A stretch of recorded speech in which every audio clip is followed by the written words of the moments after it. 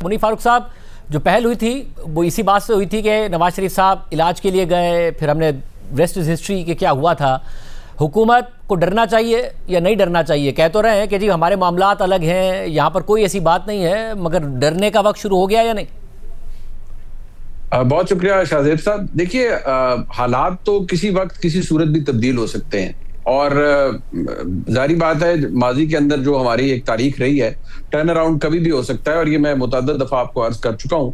लेकिन अभी हुकूमत के डरने का वक्त नहीं आया, मैं ये तो आपको कैटेगोरिकली बात कर सकता हूं। और दूसरी बात ये कि आज जो सुप्रीम कोर्ट की जानिब से फैसला आया उसमें दो चीजें थी। एक तो ये कि गवर्नमेंट ने इसको टूथ एंड नेल अपोज किया, यानी एडिशनल अटॉर्नी जनरल ने, और आज उनके लिए एक जो सरप्राइज फैक्टर था वो मैं समझता हूं ना सिर्फ हुकूमत के लिए बल्कि निजाम के लिए भी था कि ये फैसला आ जाना।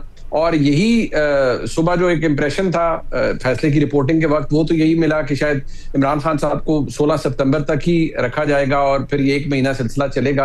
लेकिन जो बाद में डिटेल्स आई उससे तो यही सामने आया कि ऐसा हुक्म नहीं है, इनफैक्ट मेडिकल बोर्ड कॉन्स्टिट्यूट होना है और so on and so fourth, जो कि फैसले में लिखा गया है। लेकिन देखिए, हम इस बात को तो डिस्काउंट नहीं कर सकते कि हमारी एक बड़ी चेकर्ड हिस्ट्री है और जो हुकूमतें खास तौर पर मैन्युफैक्चर होती हैं उनका जो खत्म होने का जो प्रोसेस है वो भी बड़े खास तरीके से ही होता है और वो पता भी चल जाता है कि उससे क्या हो रहा है। लेकिन देखिए, जो एक बुनियादी फैक्टर है वो ये कि जब मियां नवाज शरीफ साहब को अस्पताल मुंतकिल किया गया था, रिपोर्ट्स आ रही थी, फिर उनके लिए रास्ता बनाया गया और फिर वो बाहर तशरीफ ले गए 2019 में, उस वक्त की एस्टेब्लिशमेंट को काफी कुछ दरकार था मियां नवाज शरीफ से और उनकी जमात से। आज जो मुक्तदरा है, जो वहाँ जो कंसर्न क्वार्टर्स हैं या जो इस वक्त निज़ाम है, उसको ना इमरान खान साहब की वैलिडेशन की जरूरत है, ना ही इमरान खान साहब की सपोर्ट की जरूरत है। क्योंकि आप देखिए ना कि पहले जो जितनी मार धाड़ थी 2022 के एंड से लेकर 2023 और फिर 2025 मई के बाद तो सिचुएशन ही तब्दील हो गई है। अब तो सिलसिला कुछ और है और जो स्टैचर वगैरह है वो भी बहुत फर्क हो गया है उसमें। तो लिहाजा इस वक्त तक एज वी स्पीक हुकूमत के घबराहट का कोई इस वक्त तो कोई तुक नहीं बनता। हाँ, और ना ही कोई ऐसी चीज नजर आ रही है। और ये भी मैं आपको बता दूं कि जो वजीर कानून का बयान कुछ देर पहले आया है और जो उन्होंने बात फरमाई है वो ऐसे ही है, वो सारा दिन की डिलिब्रेशन के बाद, because obviously they were caught of guard, government के लिए भी और नेचुरली निजाम के लिए भी, कि ये जो फैसला आया है इसीलिए उन्होंने उसको अपोज भी किया है। और मंसूर साहब, जब सब चीज़ें प्लान के मुताबिक हो रही हों और फिर हुकूमत के अपने बयानात से नज़र आ रहा हो कि वो ये एक्सपेक्ट नहीं कर रहे थे कि इतना कुछ हो जाएगा, जब बेंच बना उस वक्त भी हो रहा था कि बेंच से कोई भी फैसला आ सकता है, जिस किस्म का बेंच बना है, उनके जो हिस्टोरिकली जो फैसले उनके रहे हैं उसके बाद भी, वाकई सब अच्छा है या ये फैसला हुकूमत के लिए परेशानी का बाइस बड़े लेवल पर बन सकता है? मेरे ख्याल में मैं ये तो नहीं कहूँगा कि हुकूमत के लिए कोई बहुत बड़ी परेशानी का बायस बन सकता है, लेकिन ऑब्वियसली हुकूमत के कंसर्न ज़रूर हैं। मैं ये ज़रूर कहूँगा, मेरी एक दो वफाकी वज़रा से बात हुई है आपके प्रोग्राम में आने से पहले, तो दे डिड हैव कंसर्न्स कि ये आखिर किस तरह हुआ। बल्कि एज मैटर ऑफ फैक्ट वो तो खुद इंक्वायर कर रहे थे कि जनाब क्या कुछ होने वाला है, ये जो इस किस्म का फैसला सामने आया है। लेकिन मुझे ये इतना अनप्रेसिडेंटेड नहीं लगता।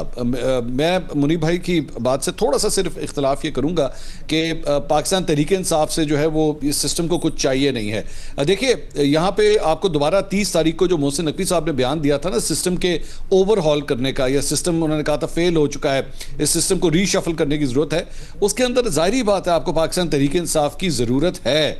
क्योंकि फ्रैंकली स्पीकिंग इस सारे सिस्टम के ओवरहॉल करने के ऊपर पाकिस्तान तहरीक इंसाफ वो जमात है जो इस वक्त एस्टैब्लिशमेंट के या मोहसिन नकवी साहब के उस बयान के सबसे ज्यादा करीब खड़ी है।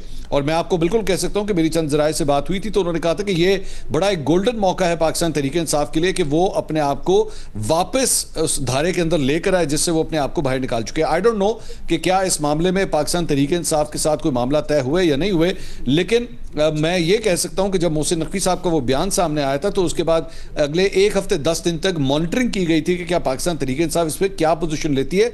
और वो पोजीशन उन्होंने ये ली थी कि जी हम तो माजी में भी इसके हक में थे, बाकी इमरान खान साहब अगर मोहर लगा दें इस चीज के ऊपर तो हमें तो कोई इतराज नहीं है। सो पाकिस्तान तहरीक इंसाफ से जी हाँ चीजों की डिमांड तो मौजूद है। इसके अलावा सुहेल आफरीदी साहब के टेलीविजन टेलीविजन चैनल्स के ऊपर इंटरव्यूज चलना और उसके बाद एक कम्युनिकेशन का सिलसिला स्टार्ट होना, yes there is a difference.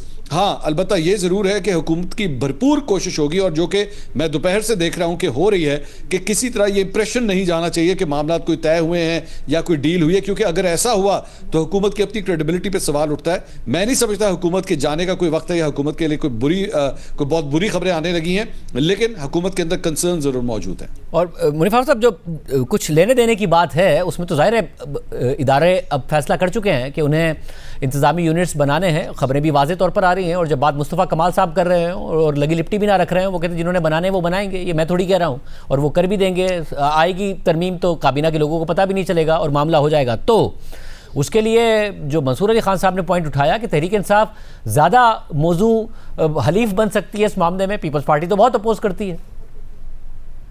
देखिए, पाकिस्तान तहरीक इंसाफ अगर अपने कार्ड्स पॉलिटिकली ठीक प्ले करे तो जाहिर बात है वो कुछ ना कुछ तो फायदा अपने लिए बहसियत जमात जरूर हासिल कर सकते हैं। लेकिन देखिए, यहाँ पर दो चीजों को जहन में रखना होगा। पाकिस्तान तहरीक इंसाफ एक सियासी जमात या इमरान खान साहब की पाकिस्तान तहरीक इंसाफ, टेक्निकली तो इमरान खान साहब के बगैर कोई तहरीक इंसाफ नहीं है। लेकिन मसला ये है कि यहाँ पर जो मसाइल हैं वो पाकिस्तान तहरीक इंसाफ से ज्यादा इमरान खान साहब की मामलात के साथ ज्यादा हैं। इमरान खान साहब के साथ मामलात का खराब रहना और उनके मामलात, उनका जेल में रहना, उनके साथ मामलात खराब रहना, ये इस हुकूमत की ये जो निज़ाम है, यानी हुकूमती निज़ाम, इसकी इंश्योरेंस पॉलिसी है, एज आई ऑलवेज से।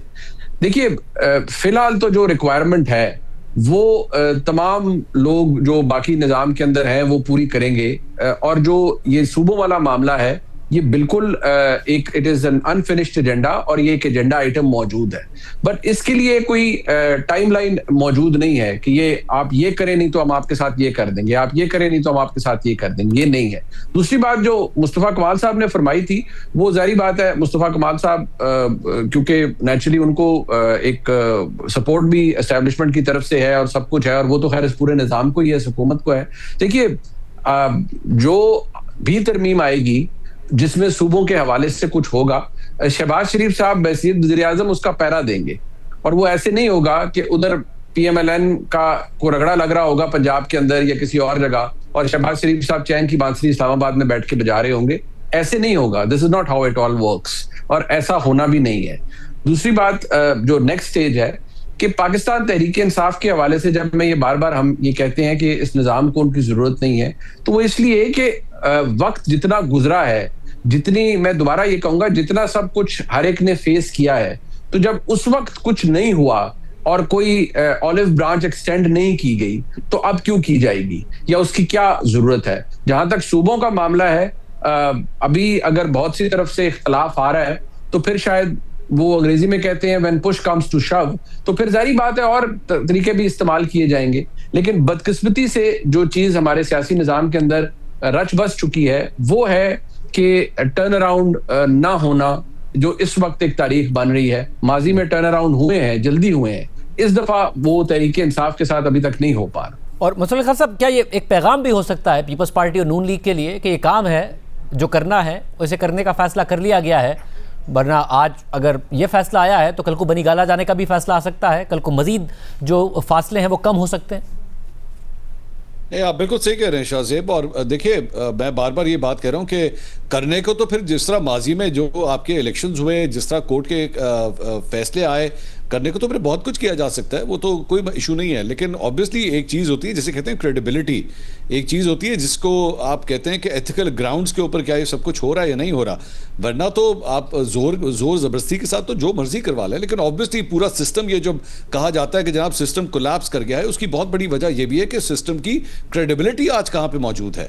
आप जब कोई बात होती है, जब पेट्रोल की कीमत बढ़ाने की बात हो, यहाँ पे चाहे NFC अवार्ड की बात हो, नए सूबे बनाने बनाने की बात हो, सबसे पहला नुक्ता ही इस बात के हुकूमत के ऊपर जो तनकीद होती है वो यही है कि फॉर्म 47 की गवर्नमेंट है, इसकी क्रेडिबिलिटी क्या है, क्या ये अवाम के हक के लिए जो कुछ कर रही है क्या उसकी क्रेडिबिलिटी कोई है या नहीं है। This question remains. आज 2.5 साल होने वाले हैं, 2.5 साल के अंदर बार बार एक ही तो सवाल आता है बार बार।